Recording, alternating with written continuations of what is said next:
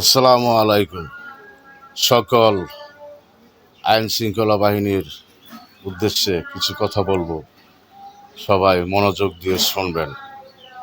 বিশেষ করে আমাদের পুলিশ বাহিনী, আপনারা জানেন চুরি ডাকাতি কারা করে, কারা ঘুষ খায়, কারা সুদ খায়, কারা খুন খারাপি করে, সবার লিস্ট আপনাদের কাছে আছে।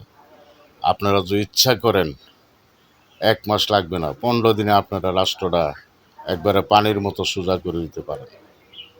আর যদি আপনারা না পারেন, তাহলে র্যাব বাহিনী আছে, সেনাবাহিনী আছে, ওদের সাহায্য নেবেন।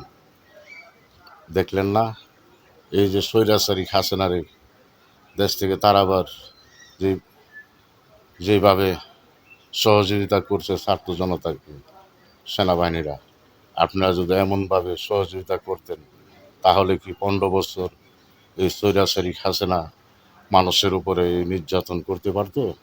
শুধু আপনারা আইনের গতিতে চলবেন, কারো গোলাম হতে চাইবেন না। তারা আসবে, 5 বছর থাকবে, আর 5 বছর থাকতে পারবে না যদি আপনারা ওদের ভুল ত্রুটি ধরে ঠিক করে দেন, তাহলে ওরা কোনো দুর্নীতি করতে পারবে না, সুদ ঘুষ মানুষের কাছ থেকে ঘুষ নিতে পারবে না। আর আপনারা নিজেরা নিজেকে ভালো করে নেন, লোভ লালসা মন থেকে দূর করে দেন। আপনারা পারবেন দেশটাকে, দেশের মানুষকে শান্তিতে থাকতে দিতে। তারা দুই মুঠো ভাত খেয়ে আরাম আয়েসে ঘুমাতে পারবে, আপনারা যদি সঠিক হয়ে যান। আর আপনারাই পারবেন। আর পুলিশ বাহিনী আপনাদের পোশাক পুলিশকে ঘৃণা করে, সেই জন্য বর্তমান সরকারের উপদেষ্টারা আপনাদের পোশাক পাল্টিয়ে দিচ্ছে।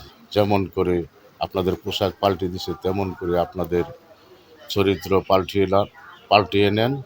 আর আপনাদের মনের যে ভিতরে যে লোভ লালসাটা, এটা দূর করে দেন, দেখবেন দেশ শান্তিতে চলবে, চুরি ডাকাতি হবে না দেশে।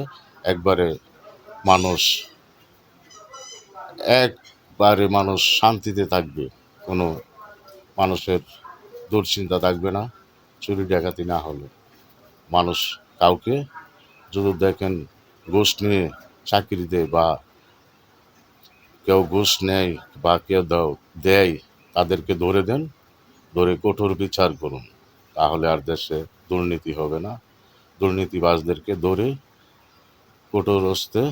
কঠোর হস্তে বিচার করুন। আসসালামু আলাইকুম।